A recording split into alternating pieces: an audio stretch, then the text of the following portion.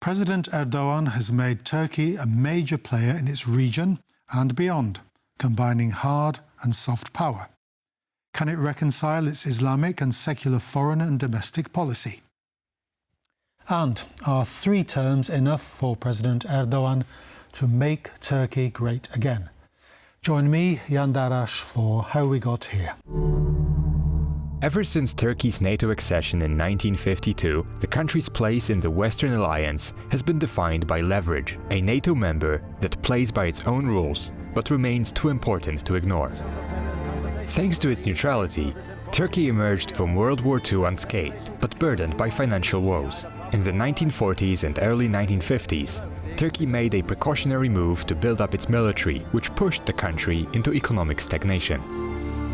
Joining NATO in 1952 opened the Turkish market to Western investors and gave the country security guarantees. In return, what Ankara offered to the West was a 500,000-strong army with a brigade seasoned in the Korean War, as well as the geostrategic upper hand of the crucial Turkey-controlled Bosphorus and Dardanelles Straits, connecting the Aegean and Mediterranean seas to the Black Sea. Over the years, NATO has built several bases in Turkey, the first being the Izmir Air Base. Established in 1952, today it's home to NATO's Allied Land Command. The Incirlik Air Base, opened in 1955, has been storing tactical nukes under US control and played a significant deterrent role against the USSR during the Cold War. Adding 3 other NATO bases to the equation testifies to Turkey's essential role for the alliance forces' projection in the Middle East and North Africa, as well as the Caucasus and Central Asia. The exceptional benefits Turkey brings into the alliance have often emboldened Ankara to pursue independent and audacious regional politics. In July 1974, responding to the Greek junta-sponsored Cypriot coup d'etat, the Turkish military captured the northern part of the island, leaving it split into 2 spheres of influence.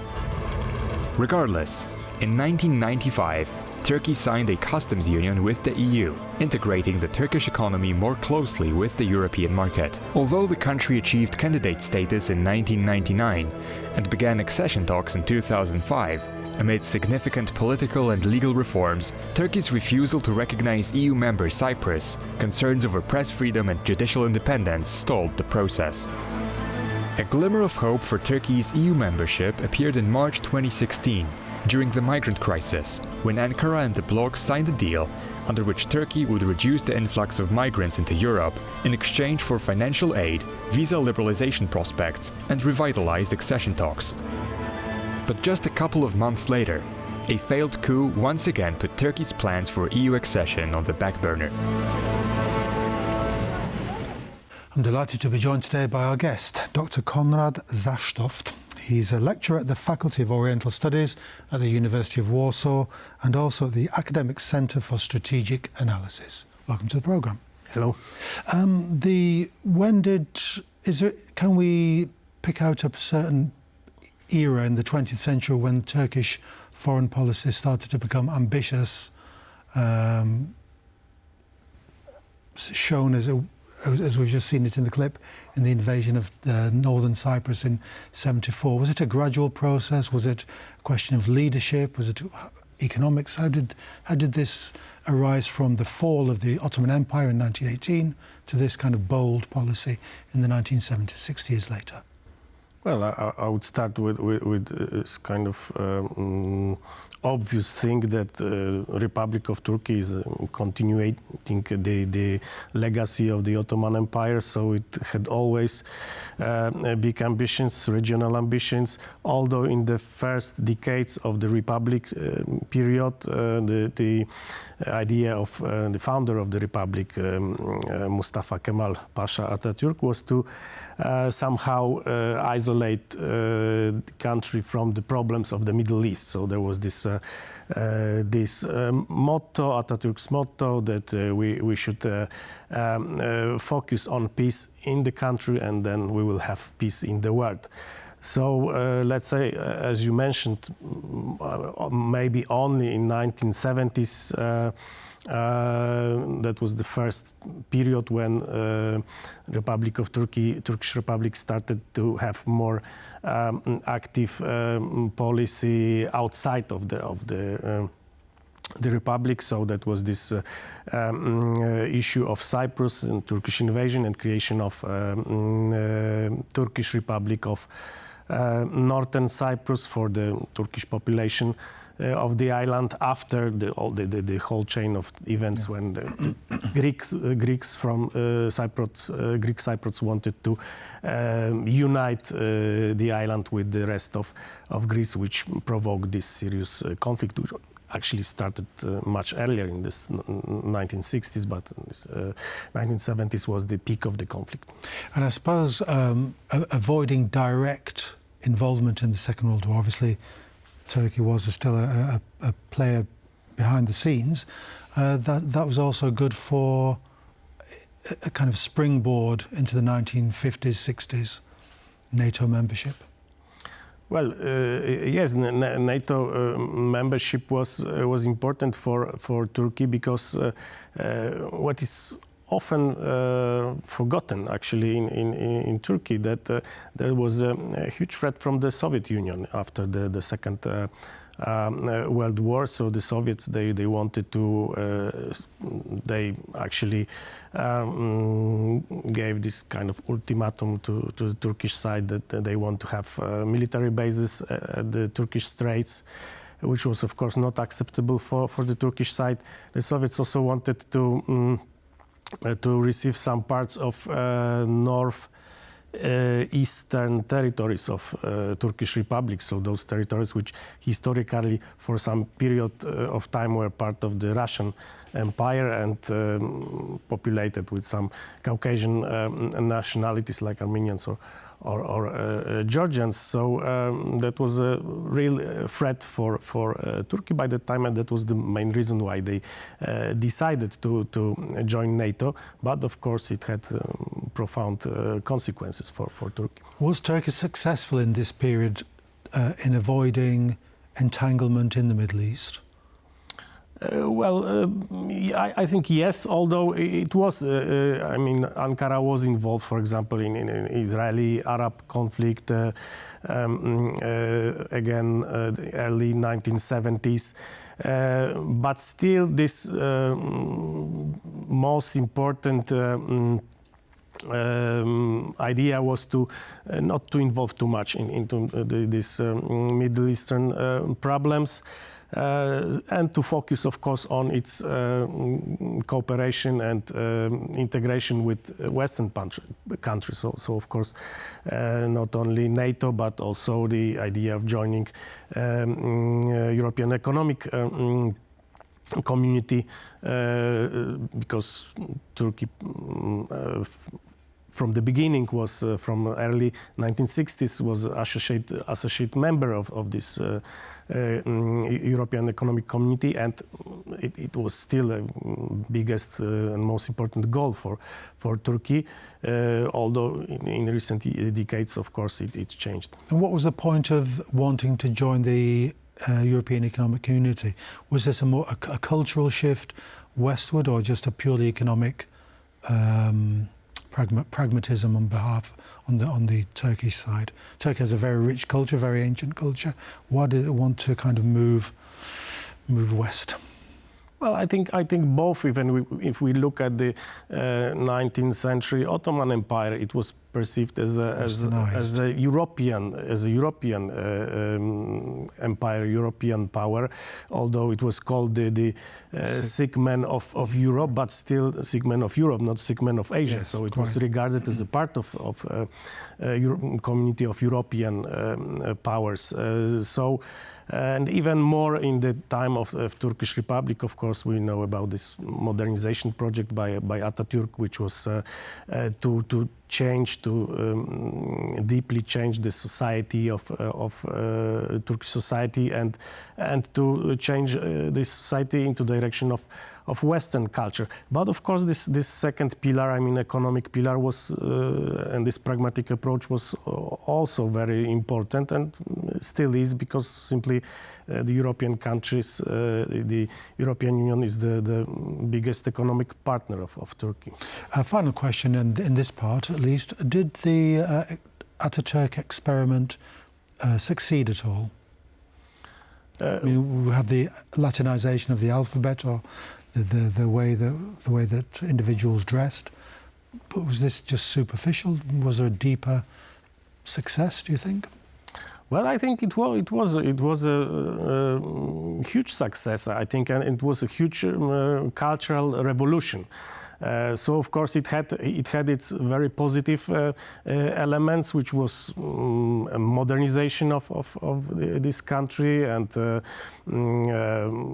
creating a modern republic, which was something exceptional in the world of Islam. Actually, but on the other hand, some Turks say that we lost many things from our heritage. So, for example, modern Turks are not able to read the old Ottoman texts, which are written in Arabic script, which is something like sometimes they regret. Yeah. We'll take a look at our second clip now, which deals with the post-2016 Erdogan era, and we'll discuss some of the ramifications from there. At the turn of July 15th and 16th, 2016, a faction within the Turkish armed forces attempted to overthrow the government. Rebel troops seized key infrastructure in Ankara and Istanbul, including bridges, TV stations, and military headquarters. Fighter jets flew low over cities, tanks blocked roads, and bombs were dropped on the Turkish parliament.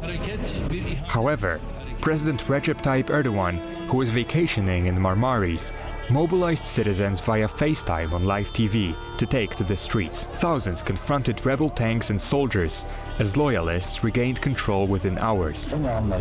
While Erdogan accused Fethullah Gulen, a US-based Turkish cleric, of masterminding the coup, some analysts suggested that the government allowed the putschists to attempt the overthrow in a preemptive ruse aimed at dismantling the opposition.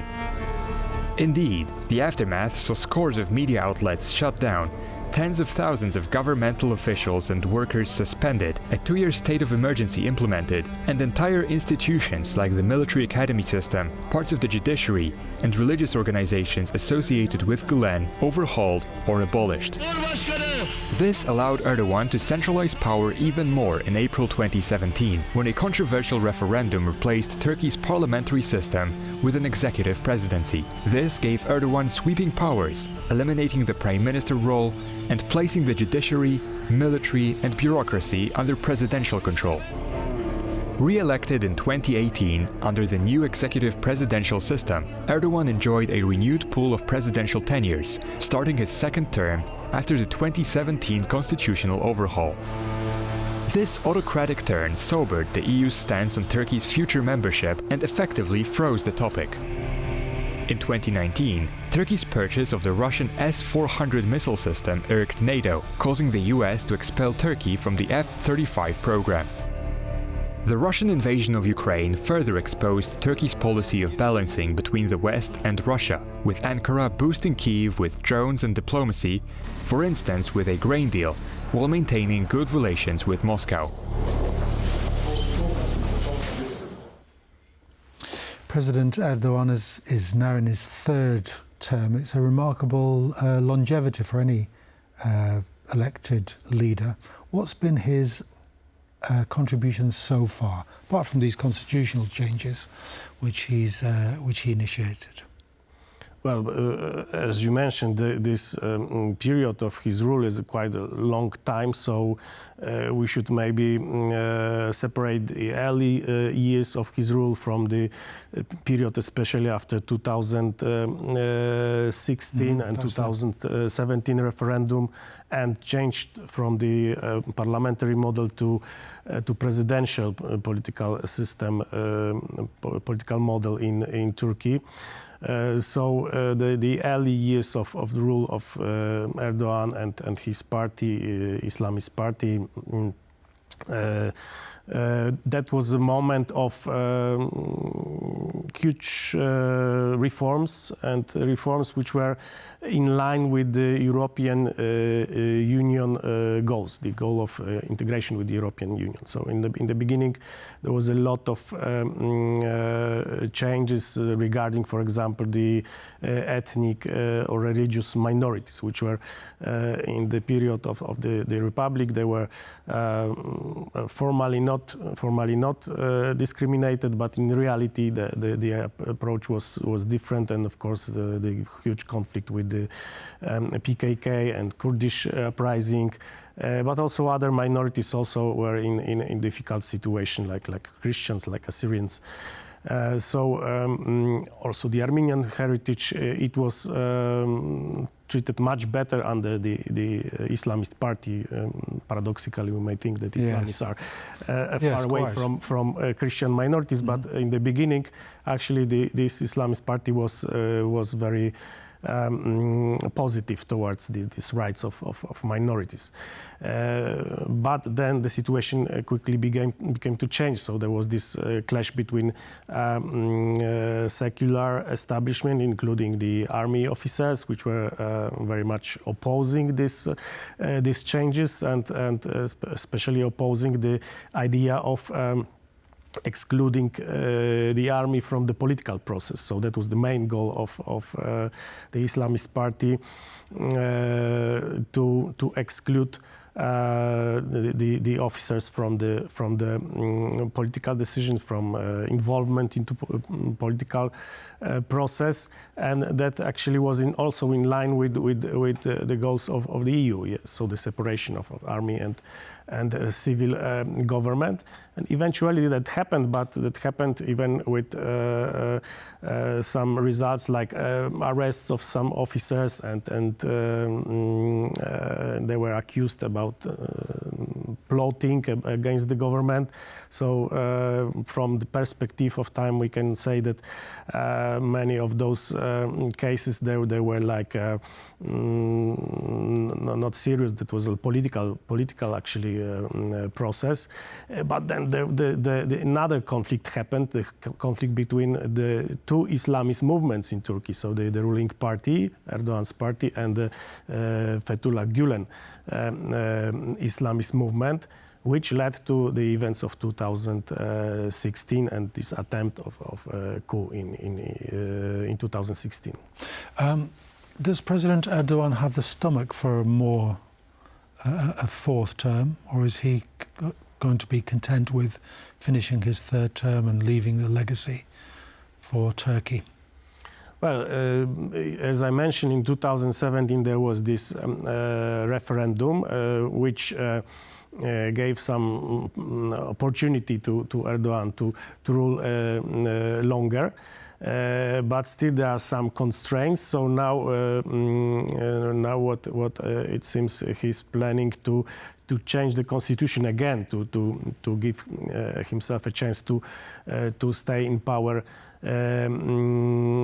even longer. But the current situation of President Erdogan and the ruling party is quite difficult, because they have strong opposition from the side of the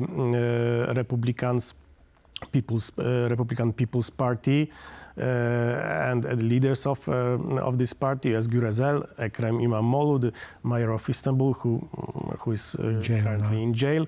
There is also, I mentioned the army, I mentioned the Republican People's Party, but there is also a Kurdish segment of political environment in Turkey. So what we see now is the government's attempt, Erdogan's attempt to have kind of alliance with these Kurdish parties and a Kurdish segment of the political elite, probably in order to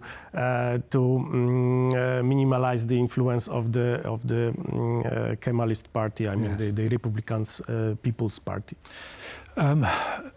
President Erdogan has always had the reputation of being a very clever politician, a very astute politician, but he's got tremendous strategic problems. The Black Sea, Balkans, Eastern Mediterranean, then over onto the east, the Caucasus, Middle East. How does the Turkish strategist think of Turkey's position today with all these problems on its periphery? Well, I would start with this observation that You have to pick one, I suppose. Turkish position in all those regions is much stronger than it used to be. So Turkey is playing a huge role in this process of negotiation between Ukraine and Russia and the war. Russian war in Ukraine. So the negotiations already for the third time, the two delegations met in Istanbul, and this is under the auspices of Turkish diplomacy. So Turkey for sure have some influence on this process, which is of course very important. When we look to the south of Turkey, we have Syria, where the Bashar al-Assad regime has fallen, and now we have this new government with jihadist roots, but still very friendly towards Ankara. So Ankara has a huge influence in Syria, and also other countries in the Middle East. In the recent years, there were serious problems between, for example, Turkey and Saudi Arabia, Turkey and Egypt. But now it's everything on the right track. So they have quite good relationship with all those biggest powers in regional powers in the Middle East. When we look at the Caucasus, of course, the huge success, Turkey and Azerbaijan's success was the victory in the Second Karabakh War. So to sum up, Turkey has a lot of victories and successes in foreign policies, but we should separate this from the situation, internal political situation, which is very tense and very difficult at the moment. And the final question to you about the historic Polish-Turkish relations. How do you see those developing? Can they develop on a bilateral basis amongst old allies, enemies and friends, which Turkey and Poland have historically been? Or do you think that Poland will stay behind its EU shell and it's kind of the protective apron of Brussels? Well, I think this relationship between Warsaw and Ankara, it was always good since long time. There were no big problems between the two countries.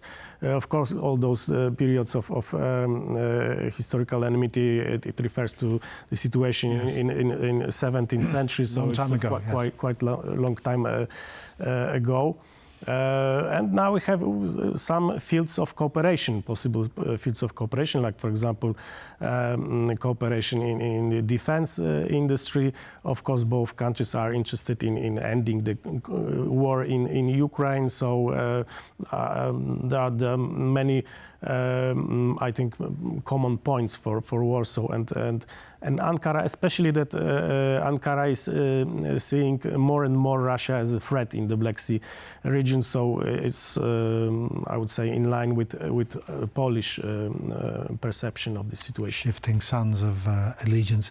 Dr. Zasztowt, thank you very much for coming onto the programme. Thank you.